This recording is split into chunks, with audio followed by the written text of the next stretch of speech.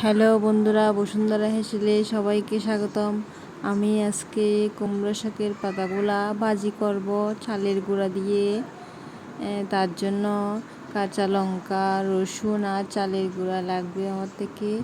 আমি চুলার মধ্যে কড়াই দিছি, কড়াই দিয়ে তেল গরম হচ্ছে, তেলগুলা গরম হয়ে উঠতেছে। আমি তার মধ্যে রসুন তেতো করা আর কাঁচা লঙ্কাগুলা দিয়ে দিলাম। এগুলো একটু লাল লাল হয়ে গেছে। এখন এর মধ্যে আমি কুমড়ো শাকের পাতাগুলা দিয়ে দিচ্ছি। হ্যাঁ, আমার দিয়ে দেওয়া হয়ে গেল। এখন আমি এর মধ্যে একটু করে লবণের চিটকা দিয়ে দিচ্ছি মজে যাওয়ার জন্য। দিয়ে একটু নেড়ে চেড়ে নিচ্ছি। নাড়াচাড়া হয়ে গেল। এখন এর মধ্যে আমি মেখে রাখা চালের গুঁড়াগুলা আমি এখানে দিয়ে দিচ্ছি এর মধ্যে।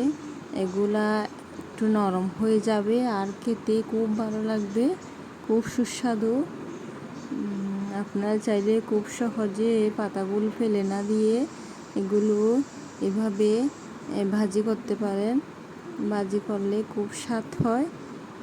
কিছুক্ষণ চুলার মধ্যে রাখবো, রেখে দেখবো খুব সুন্দর হয়ে ভাজিগুলো খুব সুন্দর হয়ে গেল। দেখেন, এগুলো খেতে খুব ভালো লাগবে। আমার রান্নাটা কেমন লাগলো সবাই জানাবেন।